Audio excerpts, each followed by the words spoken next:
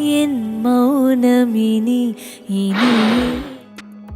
প্রেমের গুঞ্জন এটি যেন কোনো সময় থামেই না। রাশমিকা মান্দানা এবং বিজয় দেবরাকোন্ডার সম্পর্ক নিয়ে বছরের পর বছর শোনা গিয়েছে নানা কানাঘুষো। যদিও এই দুই তারকা কখনোই সরাসরি এমন কোনো খবর স্বীকার করেননি, কিন্তু এবার প্রথমবারের মতো বিজয় দেবরাকোন্ডা নিজেই মুখে বললেন, আমার বয়স 35, এই বয়সে কেউ কি সিঙ্গেল থাকতে পারে? এই মন্তব্যের পর আরও কি শুনলেন বিজয়ের মুখ থেকে? তিনি বলেন, ডেটিংয়ে আমি বিশ্বাসী নই। সম্পর্কের জন্য আমার কাছে আসল কথা হচ্ছে বন্ধুত্ব। যখন সেই বন্ধুত্ব পুরনো হবে তখনই আমি ভবিষ্যতের কথা ভাবব।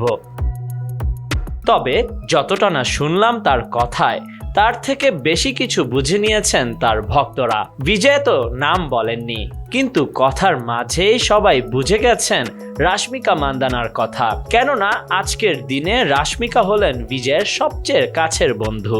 আর রাশমিকা নিজেও এক সাক্ষাৎকারে স্বীকার করেছেন, বিজয় এমন একজন যার সাথে আমি সব কিছু শেয়ার করি, পরামর্শ করি।